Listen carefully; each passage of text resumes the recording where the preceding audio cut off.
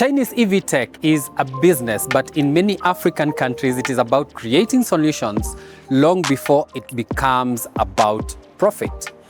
Welcome to the Africa EV Show, a very special edition highlighting how intimate challenges for African farmers became the driving force behind EcoMobile's Kenya to alleviate poverty through empowering the most critical workers that help feed our world.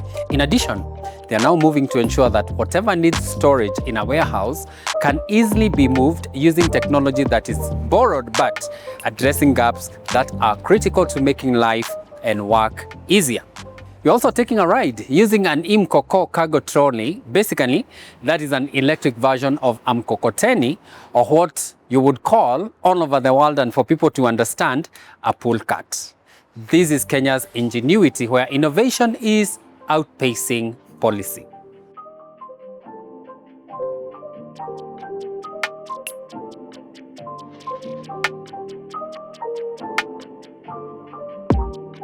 The need for this electric e-cart, which we are calling e-Mkoko, was necessitated by a farmer who approached us, and she is providing in the area of Ambere in Embu a service called irrigation as a service. Okay. Which is a service where she's using solar pumps to be able to provide irrigation for farmers within a given geographical area.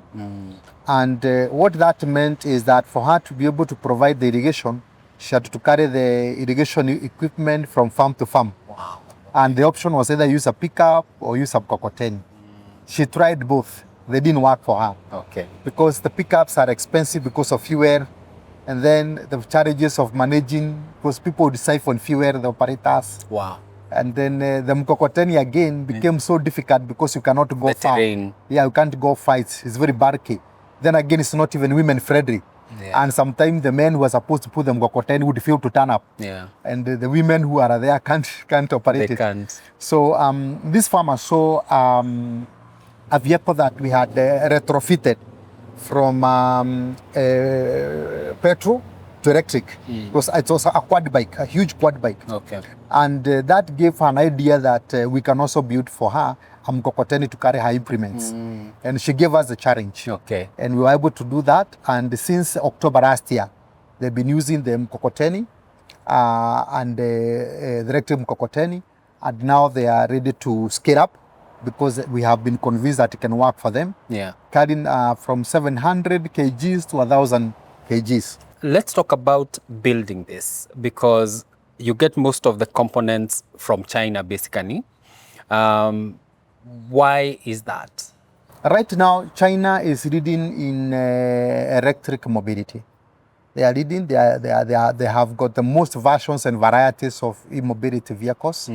And so that way of then being able to give us the specific components that we need is much easier than from other sources. Okay. But the most components that we normally source from them include the controllers and sometimes the batteries as well, together with the motors. Okay. But for batteries, we also have our local supply, because we ourselves, we are innovators in the area of building batteries for e-mobility. We've been doing that starting from the smallest of mobility, that's the small scooters, bicycles, going to motorcycles, and even for light cargo vehicles like the one we have here, including even for small passenger vehicles. We've been able to do that. Okay. And we work with a partner who provides us with the machinery for selecting and testing the batteries and charging them to the rating required before we can assemble. Okay. Because in the local assembly, it's quite a challenge for us to be able to get new cells. So for the local assembly of our batteries, we normally use second drive cells that we recover from laptops and other electronics. Oh, nice. Yeah. How you source your stuff from China? Okay. Do you go to China and say, I will go to this city, this is where I'm going to buy my batteries, this is where I'm going to buy my BMSs, this is where I'm going to buy whatever? How is your acquisition from China or supply chain from China like? You see, one of the challenges of startups is access to information and capital. And both of them work against us because we do not have a very clear prospectus of who suppliers of the different components are across China. Yeah. And secondly, even if we did, we do not have the capital to make flight there and move around all the way around, try to do a business trip, visit the different factories. So to be able to overcome that challenge, we have relied more on exhibitions. And we have had very, very many exhibitions on e-mobility in Kenya. Yeah. So we don't miss any of them. Okay. And when we go there, we go scouting for the best of the technologies that have been brought by the Chinese partners. Okay. And then after we find one which is appropriate for us, we normally have a sitting maybe here at our workshop or at another place, and then we're able to discuss and understand if they can understand the specifications for the components that we need. Sometimes we do joint design with them, and we give them our design specifications. Okay. And then when they go back to their country, they are able to check from their database and stock what they might be able to supply us. Yeah. Then we do our back and forth with our engineers working on the specifications, and then they send samples to us, and then with the samples we build our sample vehicle, and if it's able to meet our specifications, then we can confirm the parts and also maybe request for any adjustment that's required, and now make the order for the ones that now are market ready. Nice. And have you been to China? No, but I want to go to China. Yeah. Coming here, I must go. Yeah. Yes. Interestingly, that shows you how this kind of business happens, whereby he is sourcing from China. He's not been to China, but he's getting the components he needs or requires in Kenya, even without having met the suppliers. Today, technology has made it very easy for you to be able even to get reviews about a given supplier, to know from the previous people who have placed orders whether those suppliers are reliable. And so we normally rely on Alibaba when we are looking for suppliers that we have not met before. And then we are able to see the reviews that are given. And then we make sure that we limit our risk by ordering lower quantities to begin with. Okay. If we can go for larger quantities. When it comes to building electric vehicles, what we have seen is that there's a lot of talk in terms of let us transfer knowledge from China to here. Does that always work? Because for me, what works in China may not necessarily work here. So we are talking about technology, knowledge transfer from China to Kenya. What you're going to realize is the Chinese are massification experts. Producing en masse. Yes. And most of the times, they normally borrow technologies from other countries, and then they develop the manufacturing templates to be able to replicate that same version very, very many times. Yeah. That's what they do. Yeah. So like if you see tuk-tuks and motorcycles, their source is India. Yeah. India are the ones who started the tuk-tuk business and all that. But now because China has got excellent factories in terms of costs and the manpower and the level of automation, they're able to do it cheaper and quickly. Yeah. And so because of that, they have been able to flood the markets, not Africa only, but globally, even Brazil and other countries in huge numbers, in millions. Yeah. And so their economic scale is normally very good as compared to small countries like Kenya. But the truth of the matter is that the fit of those vehicles for the use within our market can never be guaranteed. And that's why the initial experiences around adoption of e-mobility in Kenya has been very frustrating for our users, because they will get a vehicle, does not deliver the mileage they are looking for, cannot carry the cargo they need, is not easy to maintain as they would have wanted.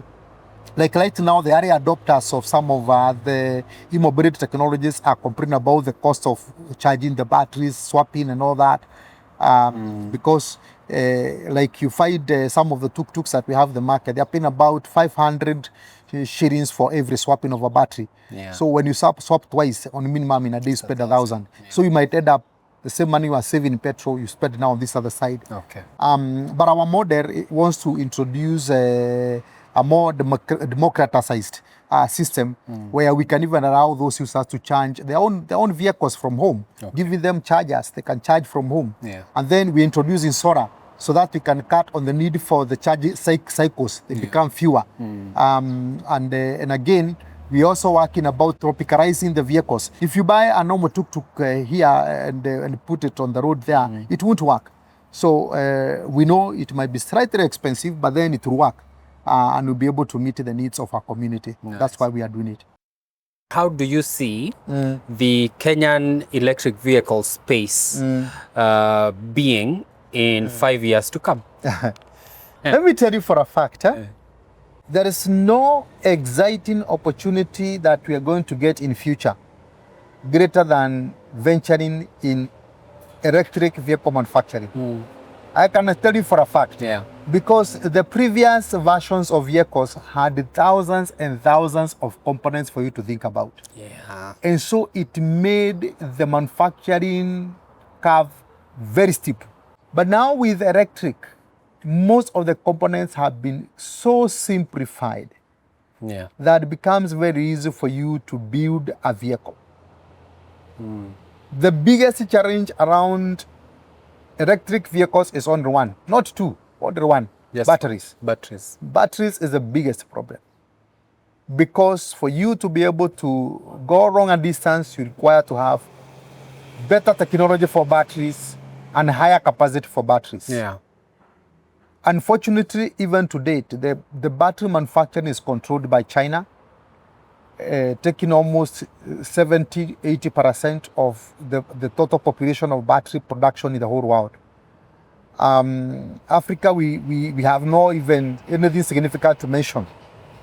But we have, in the old technology of the internal combustion engine vehicles, we have had some leading manufacturers of batteries locally. So far, they have not expressed any interest in lithium batteries. But that's a space that we need to start thinking as a country. And EcoMobilas, we are keen about it. We have started in a small way. We are looking for battery manufacturing partners who can help us be able to roll out good capacity installation of assembly and manufacturing of batteries to meet the local demand. Because that will be the war of the future in e-mobility. Just like the current war in our current transport is petroleum products, the future one will be lithium products. It will be lithium. Yes. If this truck was available when I was growing up, we would have avoided most of the back-breaking work, especially for those who keep livestock, because you have to fetch water, you have to fetch foliage for the animals, you have to ferry the food produce to the markets, and most of this is done on backs of women and men who are involved in agriculture. But with this, I have seen and I have experienced what it means to make work easier. Chinese tech is not only helping businesses grow in terms of we are making this and we are selling, but it is also making sure that those who are getting that tech are benefiting from it.